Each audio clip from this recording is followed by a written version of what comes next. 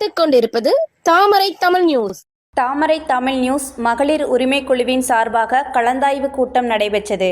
சென்னை பாரதி நகர் பகுதியில் உள்ள தனியார் வளாகத்தில் தாமரை தமிழ் நியூஸ் மகளிர் உரிமை குழுவின் சார்பாக கலந்தாய்வு கூட்டம் சிறப்பாக நடைபெற்றது. இக்கூட்டத்தில் மகளிரின் முன்னேற்றம் குறித்தும் பாதுகாப்பு குறித்தும் மற்றும் சுயதொழில் எவ்வாறு தொடங்குவது, செய்யும் பொருட்களை எவ்வாறு விற்பனை செய்வது என்பது குறித்து கலந்தாய்வு கூட்டத்தில் ஆலோசிக்கப்பட்டது. கலந்த ஆலோசனை கூட்டத்தில் தாமரை தமிழ் நியூஸ் நிர்வாகத்தின் நிர்வாக இயக்குநர்கள் சங்கர், சந்தானம், ராஜ்குமார் ஆகியோர் கலந்து கொண்டு சிறப்புரையாற்றினர். மேலும் மகளிர் உரிமை குழுவின் நிர்வாகிகள் பாரதி, வெண்ணிலா, ரேவதி ஆகியோர் கலந்தாய்வு கூட்டத்தை சிறப்பாக ஏற்பாடு செய்திருந்தனர். இது புளி சாத பொடி.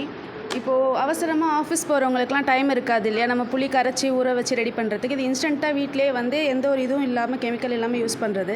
இதை அப்படியே சாதத்தில் மிக்ஸ் பண்ணி யூஸ் பண்ணிக்கலாம். இதனுடைய கால அவகாசம் இது 1 மந்த் வரைக்கும் கெட்டு போகாது. இதை கிரேவியாகவும் பண்ணலாம், அது 6 மந்த் வரைக்கும் கெட்டு போகாது. இதில் என்னென்ன மூலப்பொருள்?